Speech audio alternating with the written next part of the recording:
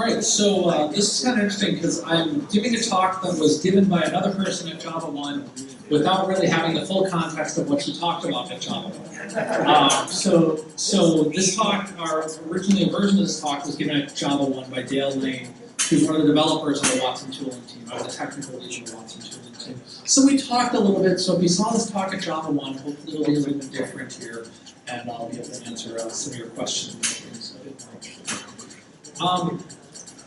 So how many of you guys have heard of Watson? And how many of you guys, does anybody here remember this, when Watson defeated the humans and we all thought we were going to die? And Ken Jennings was saluting our robot overlords. So that was really kind of Watson's rolling out party.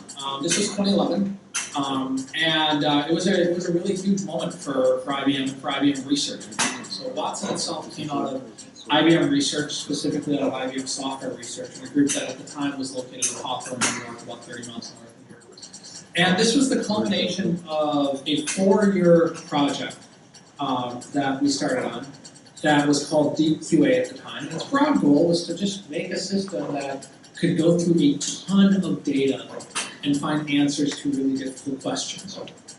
And we wanted to find a good way to test how well that worked. And, we were building chess processing systems, so systems that could, investigate all sorts of moves and, do combinatorial optimization and everything. We were like, oh, chess is a great example for that. So we built Deep Blue, and Deep Blue did a very good job. So we wanted to go through and we wanted to see, well, let's look at a really challenging information retrieval thing. We're like, sure, why don't we just pick a topic in which they can ask you about literally anything and see how well it does. And the reason why this is interesting is because this whole system was actually written in Java. Well, most of it was written in Java. And at the time that we did this, this is sort of our press photo that we used. So when Watson was on the special Jeopardy event with Brad Rutter and Ken Jennings, the two most winning people on Jeopardy ever, we used this to show, well, this is what Watson runs on. This is a hell of a lot of hardware. This is a ton of Power 7 machines, several $1 million of hardware. And some people are like, oh yeah, no, that's just for show. It doesn't actually need all that. No, it actually needed all that. It needed all that, and this was circa 2011 hardware, but Moore's law hasn't exactly kept up, so you start thinking, man, this still is a lot harder. Fortunately, we have gotten much better. We've gotten better chips out. We've got Power 8 chips out. But at the time, Watson was huge. Watson took up a whole room. And everything like that. They actually had to physically move some of the servers into this room so that it was actually physically running on the servers in this room right behind the auditorium, which they So the one thing to know is that a lot of people, they say, you'll read things about Watson on Engadget. And they'll say, well, our new IBM robotic overlords, and IBM Watson's, IBM Watson supercomputer and everything. So the thing that you should know, if you take one thing away from this, is that Watson is not Skynet. I'm up here, I'm at least 95% certain about that, but the other thing is that, of course, Skynet would want us to believe that's not really Skynet, so we have to be a little careful about that. But Watson is not Skynet. In fact, there is not one single Watson that is out there. Watson is not trying to solve the problem of generalized AI. Although it may look that what we did with Jeopardy was a general AI problem. In fact, it wasn't general. Why? Because generalized AI is a really, really hard problem. Making something like Skynet, not trivial. Trust me, we've tried. It's not easy. And so what instead we're doing with Watson is that we're taking on the tack of specialized AI, specialized algorithms, and specialized instances. So there's not just one instance of Watson. In fact, there are many, many companies all around the world who are using Watson in a wide variety of technology, in a wide variety of approaches. And we've expanded what Watson means and what fits into Watson as time goes on. So let's start off with what was Watson, and then I'll take you guys through with what is Watson right now and show you how you can use some of Watson yourselves for free or for very low cost.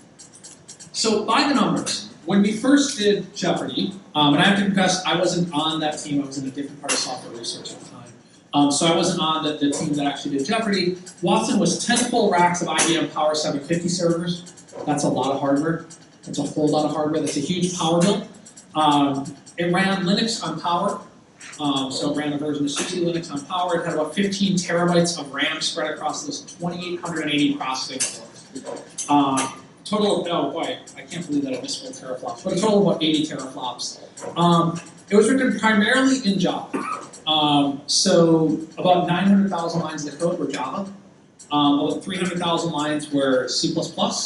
And there was some Prolog thrown in there because, hey, when you're a machine learning researcher or an artificial intelligence researcher, you have to find at least these Prologs.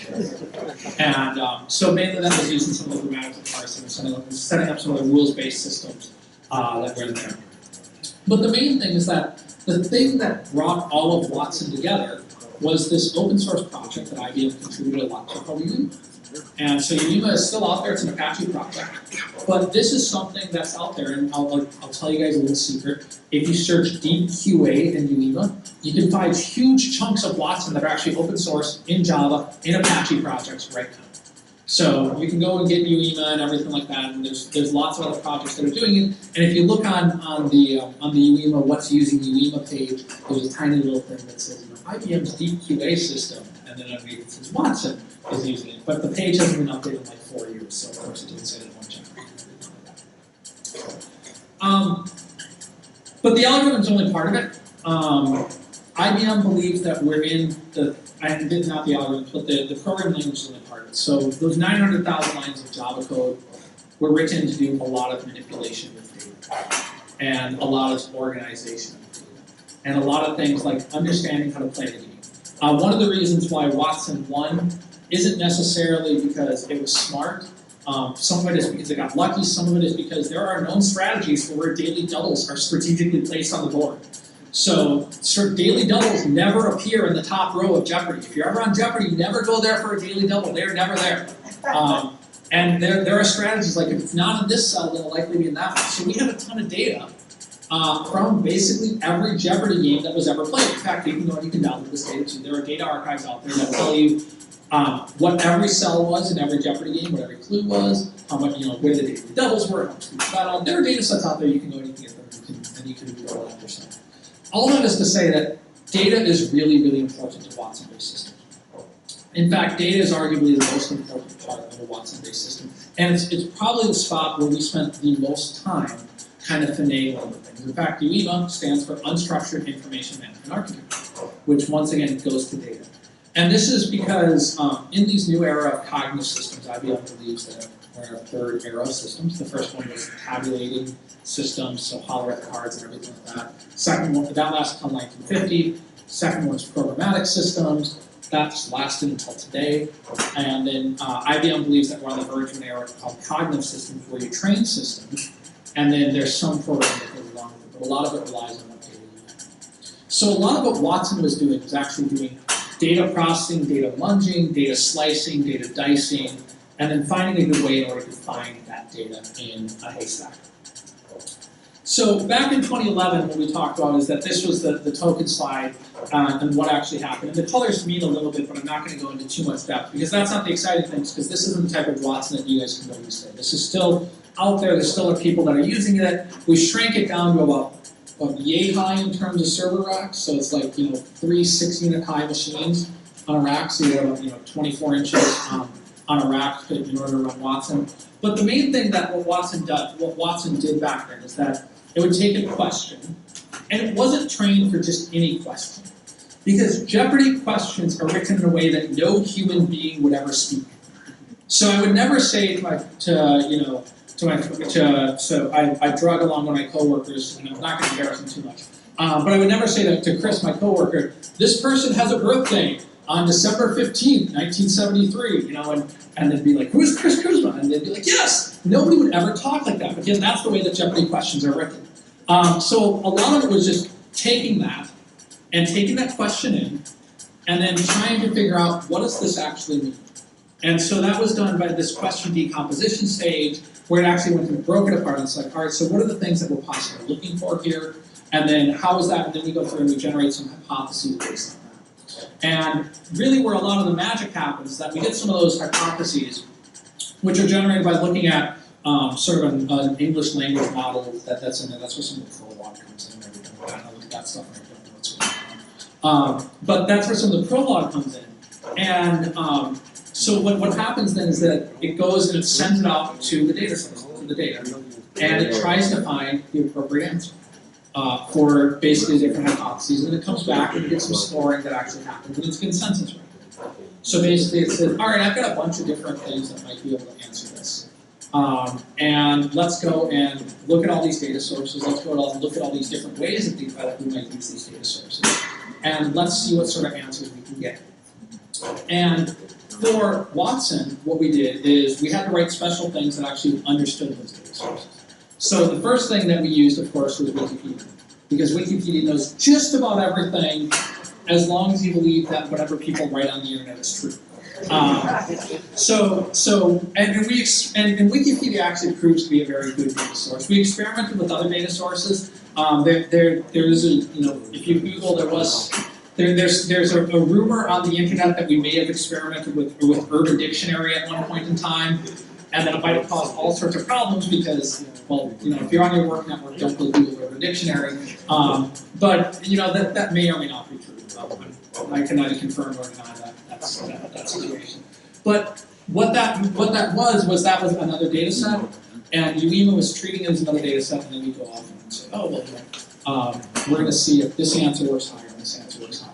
And in fact, if that data did not happen and it was scoring higher, it was actually because of this synthesis part that was causing. So that's all interesting, but this type of Watson is really only suited to a very narrow set of tasks. Outside of pub trivia, and I'm a huge fan of pub trivia, but let's face it, there's not enough for a large company like IBM to support itself by winning $50 gift cards for pubs and pub trivia. We can't go to our shareholders and say that. We can't go to Warren Buffett and be like, hey, we won $50 in pub trivia last time. So outside of that, this is a very niche area. But there are spots where companies are actually looking for question and answer systems, like help desk systems and everything like that. So we do still provide this as a solution. But what we realized is that Jeopardy was really just the beginning of a lot of other stuff that we could do. So in 2014, what we did is we took what we learned from Jeopardy, and we took what we learned about how we actually process information, how we actually only segment documents, how we crawl for new documents, how we actually understand what people are saying, the natural language processing, the natural language generation, the text processing, and all that stuff. And we said, wow, this really is changing the face of computing, and we really should focus on it. So in 2014, we formally launched the IBM Watson group as a business group. So it still is a small group within IBM. It's about 1,200 people, but our headquarters is down on 51 Astor Place. So we're actually in the city again after a long time of having IBM brands and just sort of outside the city and just sort of satellite offices. We actually have our headquarters here in the city. And what we're doing is we're looking at other applications of cognitive technologies. And some of these are through IBM's traditional markets. So traditional market is, if you work at a bank, that's great. I'm certain that an IBM representative will be happy to visit you. If you work at a startup, that's great. I'm certain that an IBM representative will probably not return your phone call.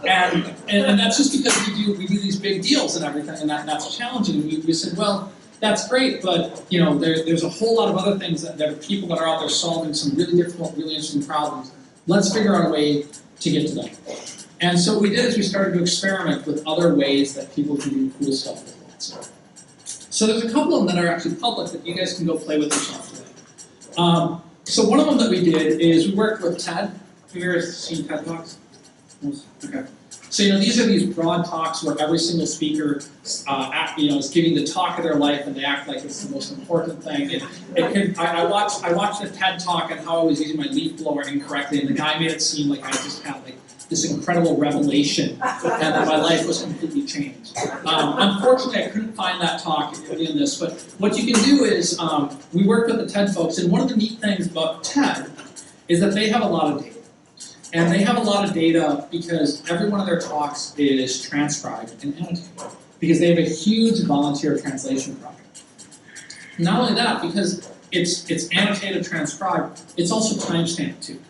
So one of the really neat things that we can do is that we can go for every TED Talk, and we can get basically a transcript of whatever the person said, and we can jump you right to that place. So we have a small team inside of IBM Watson Group that worked with the folks in TED. And they got the transcripts for all these and timestamp. And they used Watson to help understand the relationships using software that I'll show you guys how to use in just a second.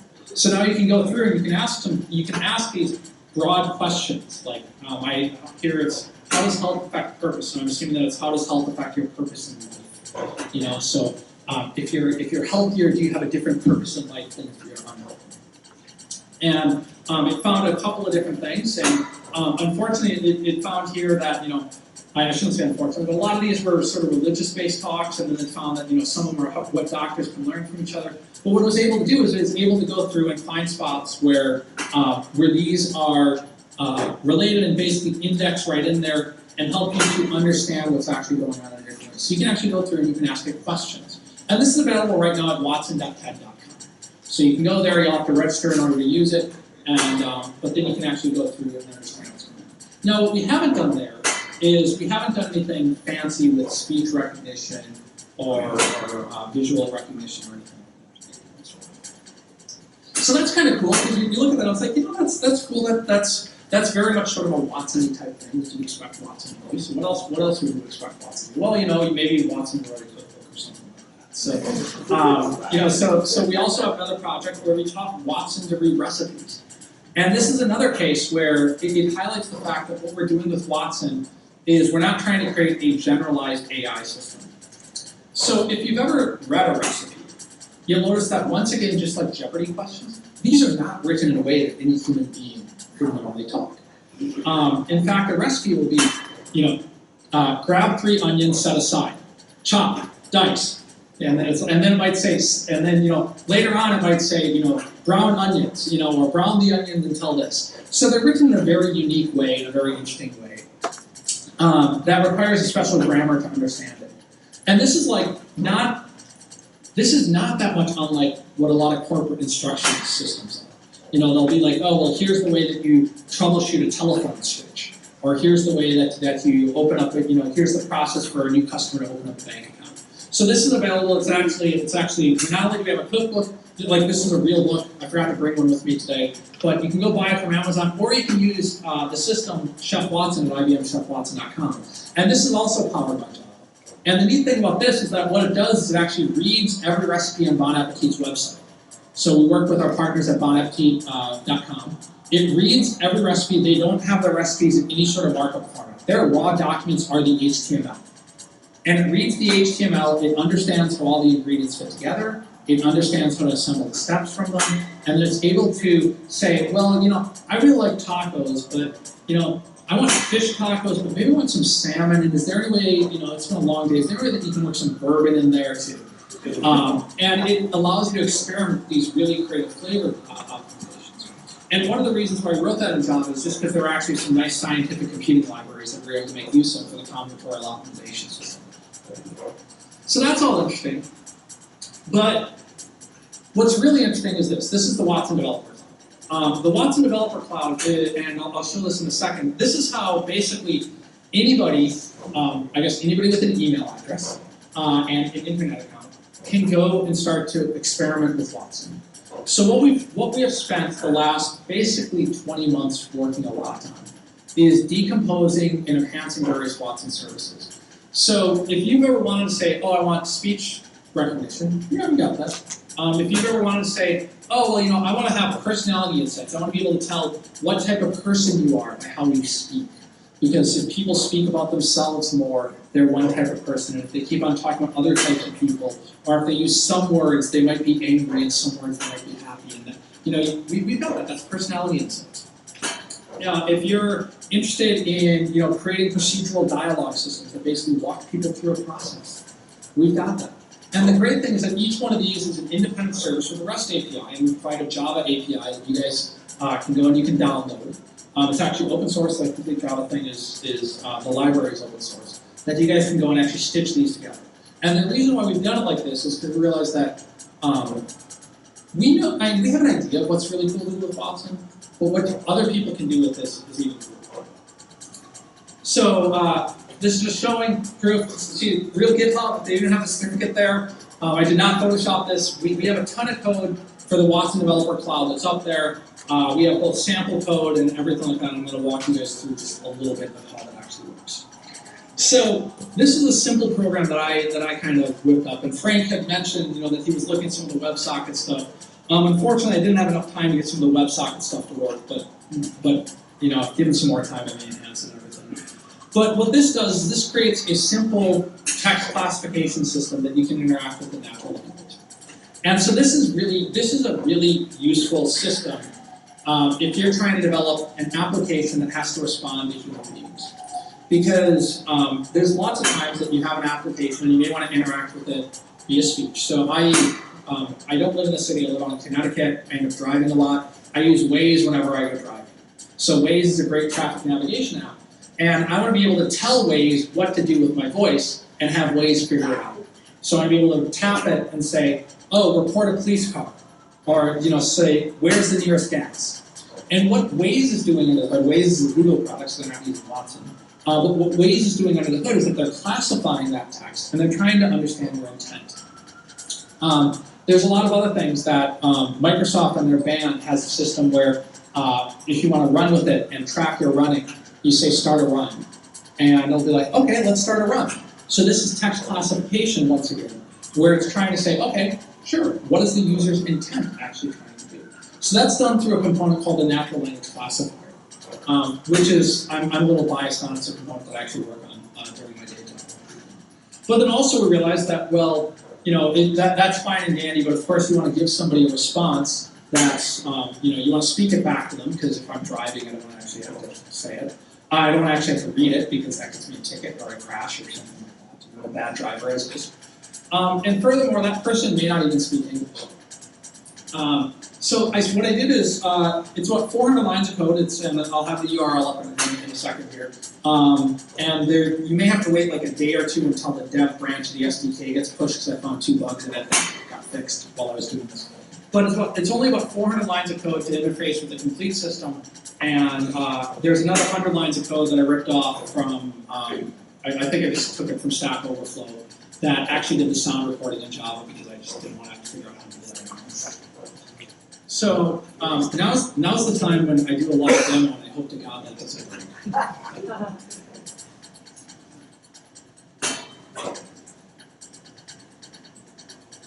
So just a second, I will make the font bigger, don't worry. Alright, so hopefully you guys can see that. Alright, so first of all, this is where I really go crazy, right? And I actually make sure that I'm showing that there's nothing up my sleeve here.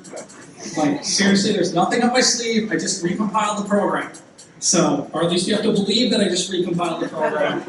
And then when I run this JavaSIG demo, it's going to start. So, what I did is for a natural language classifier, you have to train it with data. So some of these services come with pre-trained models, some of them do not. So for our speech recognition, we provide pre-trained models for a variety of languages. For our language translation, we provide pre-trained models for a variety of languages in a variety of domains.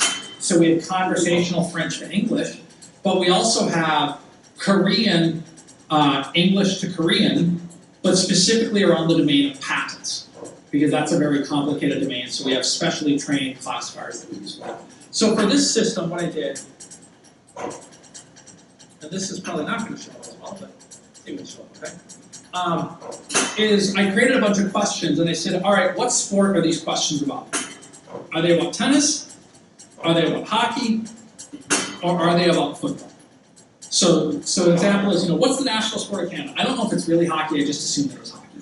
So I put it in there as being hockey. Who is Sid the Kid? How does pass interference work? That's a football question. And then the goal is just to have it say, all right, is this something that's most likely about hockey? Is this something that's most likely about tennis? Is this something that's most likely about football? I took this data, and it's not long, and this data did not take me long to generate, and so it's only 96 pieces of data.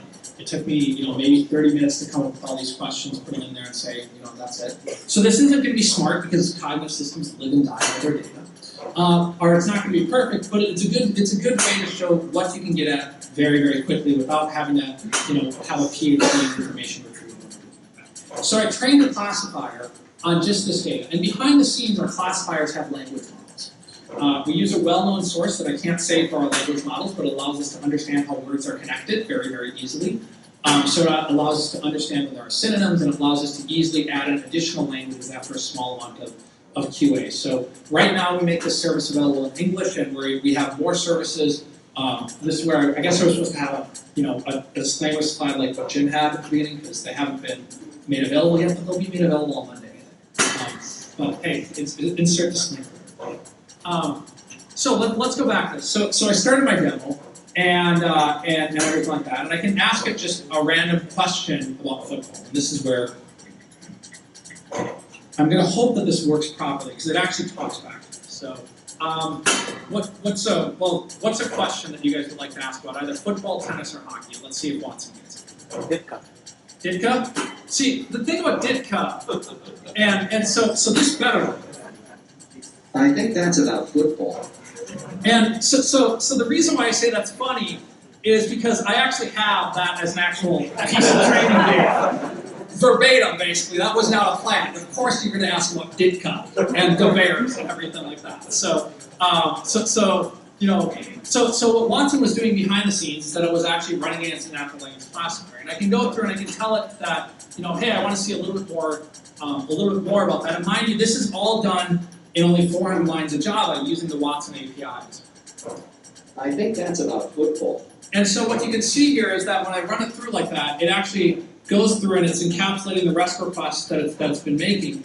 And it's saying, all right, here's its contents. Because in everything in cognitive systems, what's behind the scenes, at least in this case, and in most of our systems, is a complex neural network. So this tells us, I think this is about football. Why does he think this is about football? Well, it just says, I'm saying that because I'm really, really confident that it's football. I'm 95% confident that this is football. Now we can ask it another question.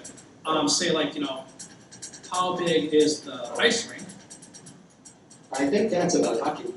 And there it's even more confident because it sees that words related to hockey tend to have the word ice in them, and the other sports don't have ice. That's very often. So that's all fine and dandy, but you can actually go another step further, and let's see if this is actually going to work with the reverb here. And most of the time I'm not going to be typing when I'm driving. That's dangerous. So let's look at what happens if I actually use speech to text. So is there another question that somebody would like me to ask it? What is love? So that's one that I'm going to ask it, but the joke, and I actually had one of our clients that did it. It's a university client, and of course everybody knows that the response should be "baby, don't hurt me." So let's see if it comes up with what is love. I'm hoping to say this. What is love? I think you said, what is love? I think that's about hockey. So as somebody who plays hockey, I might be able to agree with that. So this is a case where I might not have used the word love in that context, or maybe data source just had more about it, or maybe it wasn't even understanding the word love to begin with. But what it is doing, well, that's what I was hoping. So this is where it shows that it's not a plant, because otherwise I would have said, how do I volley or serve? I think you said, I think that's about tennis. Well, luckily it knows that there are a lot of really good Serbians in tennis. So one of the interesting things that actually that showed is that this isn't a completely dumb speech recognition system. This is our off-the-shelf conversational speech recognition system. And one of the things that you'll notice is that not only is that it actually got it, but also realized that serve is a proper noun. And in fact, there are a lot of people that you can ask about too, and it will recognize that they're proper nouns. So I can say, who was John McEnroe?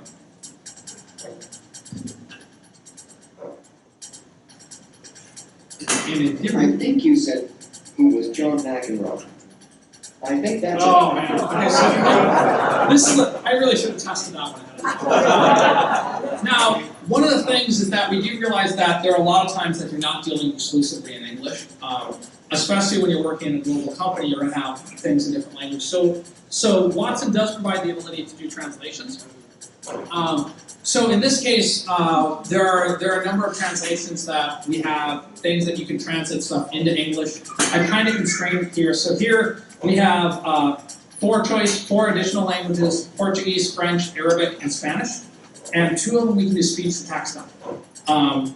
I might try to do speech to text with Spanish, although it's going to be really embarrassing and it's not going to get my Spanish is muy terrible. But I can show you a little bit about what exactly the Arabic looks like, and it's not because I speak Arabic, but it's because I have cleverly used another source to look up what questions might be in Arabic. And it's basically the same way. So using these one APIs, what's happening is that it's just making a new REST call. And it's saying, all right, I'm going to go and ask it a question in Arabic. Now here I'm telling it that the input is in Arabic, and it says, unfortunately, I'm still learning how to hear that language, so things might be a bit wonky, so I'm not going to try to speak anything to it.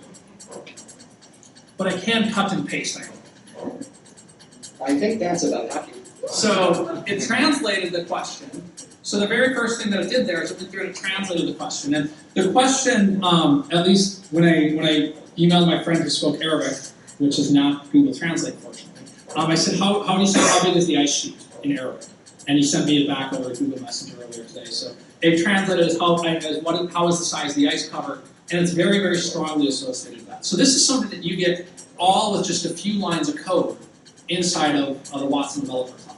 And so previously, this sort of technology, you need to sign like a long-term IBM services contract and everything like that, and you have IBM that will be going and implementing it for you. Fortunately, now it's actually quite simple to get access to it, because we make it all available on our platform as a service. This is kind of sales talk, not really. I'm a technical person. I'm a terrible salesperson.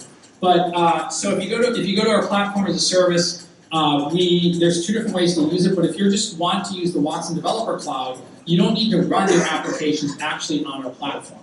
In fact, all you need to do is you just need to go there, sign up for an account, and then just say, all right, I want to create a new language translation service, and then basically it gives you the terms of the pricing. The pricing it's attractive enough that you can do some significant experiments without having to pay anything. So if you're at home hacking, you get 1 million characters a month for free with these. So that's actually quite a bit of spoken word.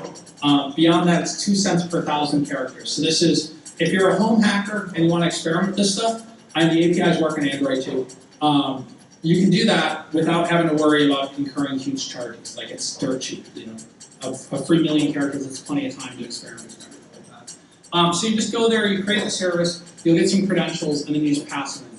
The actual Java program itself, as I said, and I hope that nobody's judging me here, because I have to confess my day job now is writing Node.js, but sorry. But the actual Java code itself is all fairly straightforward, where it's basically a nice little REPL loop that's looping through everything, and it looks to see if the language is English or not, and then it goes through and it just does the translation. So this is all very simple, it's very easy, but it's an example of where Watson is going and what you can do with it. It's trivially easy to get started with it. In fact, the developer SDK is inside of Maven, so all you have to do is, in your POM file, go through and tell it, hey, I want to include the Watson Developer Cloud. You get it in just like that. You can also get it into your Gradle, all that other fun stuff, and everything like that, and just stitch together applications. What's really cool is that we've got a ton of new stuff that is coming on board that's not quite, I didn't quite have a good demo for, but we have image recognition because some people have heard Watson's learning with Steam just bought an image recognition company called Merge Healthcare for like $1.5 billion. So Watson is learning to see, so we have image recognition that's out there. We have enhanced speech translation and everything. And these are all things that you can make use of in your Android applications or just through the raw APIs, just to make use of any of it. So going back to my slides here, that's really the gist of everything. But I hope that was kind of interesting to see where Watson is going. I can probably have a little bit of time to answer questions, but in the meantime, Bluemix.net is the easiest way to get access to all this. They'll make you sign up for an IBM ID, but that's okay. It's not that painful. And then after you have access to that, everybody, when you sign up for Bluemix.net, you actually get a 30-day free trial. You can run as much as you want for 30 days. After that, we give you 750 gigabyte hours for free a month, which means that you can run a small Java server basically 24/7 for free on our platform as a service. So you can go and host a website up there just to experiment, just try to be really, really developer friendly with this. And a lot of the services actually, you don't, like, as I said, you don't need to be running on Linux or anything. Most of the Watson developer clouds, you can just run them right from your system, as this demonstration is doing. If you want the source code, that github.com/pridkit is my name, because I'm not quite as old as Frank is, but back like 25 years ago, I dialed into a BBS when I was like 12, and they made me choose a name, and I've never changed it. Which is why the Twitter handle is the same thing. And if you want to email me, there's my email, and I will try to respond. But yeah, so I think we've got a little bit of time for questions and everything. If folks have questions about Watson, or go ahead. Does Watson use sparse distributed representation for some things? In the natural language classifier, yes. In WIA, which is WIA's kind of the legacy Watson system, it no longer does. So in the natural language classifier service, it does. But in WIA, it doesn't. Are you used to?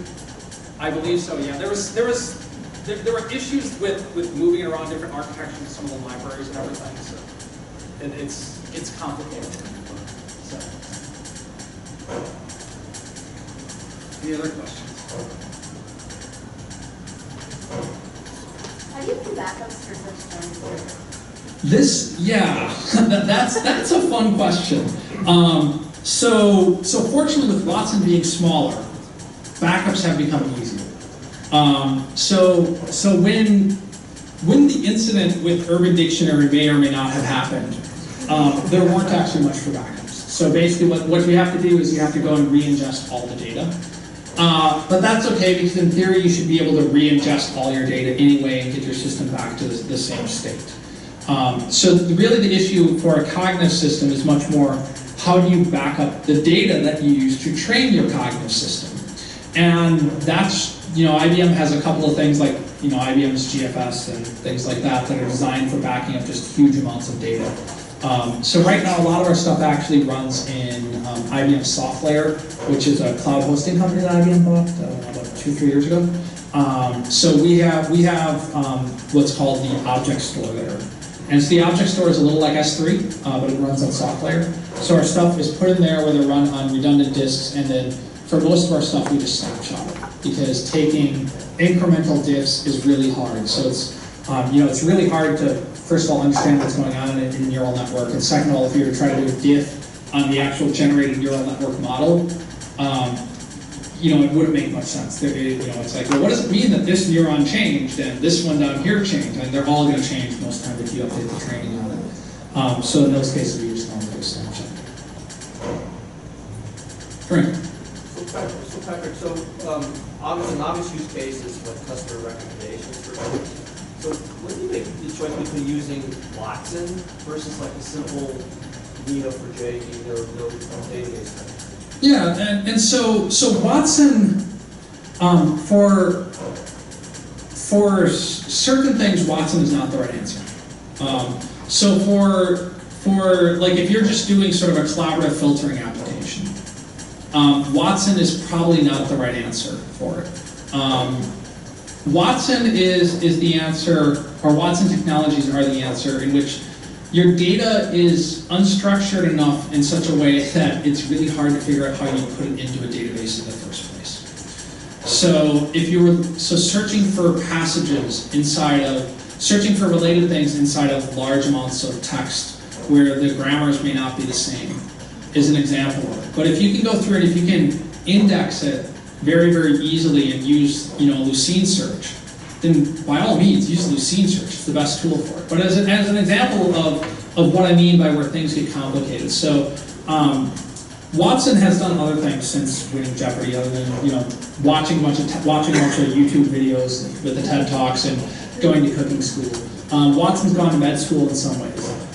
So we started. Actually, that was the first spot where Watson really made a lot of progress. Was we started it with a couple of different cancer centers, MSK here in New York, and then also MD Anderson. And since then, we've expanded on the Cleveland Clinic and Mayo Clinic and things like that, and also some pharmaceutical companies. Now, one of the things is that your doctor rarely has time to talk to you. And if you think that they actually have enough time to read all the most recent medical journals, that's probably not the case. And furthermore, different medical journals refer to the same thing in different ways. If you've ever gone through and bothered to look up some weird chemical in Wikipedia, you'll notice that, oh well, it may have like 3 or 4 different names. And this is where I'm not going to try to like rattle off any of those. My wife is a chemical engineer, and she'd be like, "Oh, you're just making a fool of yourself." But they may have 3 or 4 different names depending on the context in which that chemical is used. So in order to understand what's going on with that chemical, or what's going on with that process, you'll need to do some translation between all those. And so, as an example, there was a company, and I forget the name, but I know that I can share the story because we shared it at a big event last year. So there was a company that was a healthcare company, and one of the things that they looked at was protein pathways. And so protein pathways are key to finding a lot of new drugs, and that's about the extent of what I know. So if you guys work in that area, that's all I'm going to say about that. But apparently what you can do is you can look at some of these protein pathways, and you can look to see if there's a drug that targets some of these proteins that you might be able to repurpose for a different situation, because tests are expensive, so clinical trials are really, really expensive. So they used Watson in order to understand the New England Journal of Medicine, the Lancet, the Journal of the American Medical Association, and a bunch of other medical journals, all of which talk differently about various proteins and various cancers. So you could have gone through and somehow loaded those into a database and done an index on them and see, all right, I want to see where dihydrogen monoxide is listed. So one of them might actually call it dihydrogen monoxide, and other places might call it water. So Watson was able to go through and, based on the models there, was able to understand the relationships between those and understand if chemicals were being referred to in different places and operating on similar protein pathways that it was able to construct to actually say, here's a bunch of new targets that you do. So in the span of a normal year, this company would figure out like 6 new retargeting that they could do, and in the span of about 6 weeks, they found 15. So by using Watson. So that's an example. So customer recommendation isn't really the best situation for it, because that's something that you could probably index really well. So it works much better for things that you can't index. That was a really roundabout question. My answer, sorry. I could have said maybe not. Go ahead. First, my wife often thinks I'm making a fool of myself, even though she's not a chemical. There's always a reason for that. Are there any applications in sort of the financial world? I mean, there are already some solutions out there that sort of analyze text and get sentiment on news, things like that. Is that a space that Watson is interested in? Yes, it is a space that Watson's interested in. So we have, so there's a couple of different ways that Watson learns about the news. So back in January of this year, we bought a company called Alchemy API. And then in, I guess it was March, we bought the assets of a company called Looker. And so Alchemy API is now a service that you can get access to through the Watson Developer Cloud. And one of the things that's on Alchemy API is the Alchemy News side. So Alchemy API provides a lot of different APIs that you can use to operate over large corpuses of data. And this is one spot where I think that I can't embarrass Chris, because he's probably used Alchemy API more than I have. So if you want to talk more to somebody, that gentleman right there, Chris, can probably talk to you a little bit more about his own experiences with it. But that has an Alchemy News API, where it's crawling news systems. You can get data on news. And there have been some efforts to look at concept insights, to do concept expansion and everything like that. If you want to talk more, we can talk more. I don't think that there's anything that's announced around that area, but Watson definitely understands the news and understands how people can talk about it. And we have the data to prove it. So, yes? Does Watson make stores of questions, which is awesome? Yeah. So that's one of the advantages of us doing the developer cloud is depending on how we work with you. So if you're working just in the generic developer cloud, it's like Google, where we learn from every interaction and every model that's built. So what happens is our overall system, we use that, and it's not that we're dumping it all into one giant classifier or anything like that. We use it to better understand the types of models people are building and the performance of the models that people are building. So Watson does, at least when you're using the natural language classifier, it does store that information.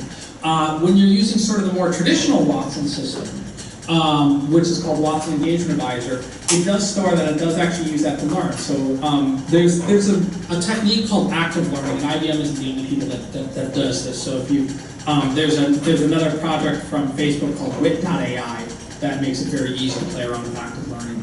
And basically what that is, that's saying, I'm going to take the input that was given to my cognitive system, and I'm going to train it by looking over the input that was in the production system, but I'm going to prioritize that based on the ones that I think will help out the system the most.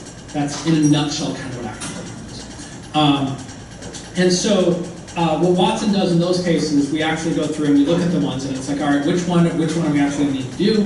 And we actually go through and tell Watson, all right, human being, actually we say, Watson says, human being, please help me and help me get better. Here's a question that I was low confidence on. Can you tell me what the answer should have been? And then you tell it that, and then you retrain your Watson, and then Watson gets smarter. Is that kind of what you meant by Watson storing the question? Yeah. But it's also related to data security, if I don't know. Yes. Yeah, so for clients that have additional data security needs, because we are still IBM and business is still our middle name, I know that's a terrible joke. I should have worked for like international danger machines, that way danger can be my name.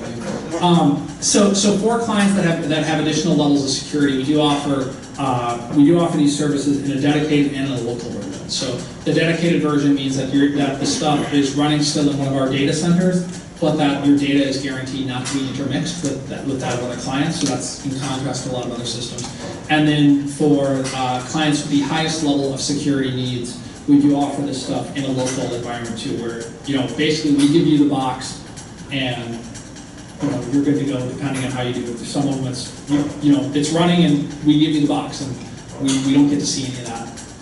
Some of that is the case where we give you the box, we administer it, but it's physically on your network. The data never leaves your network. Cool. Well, thanks everybody.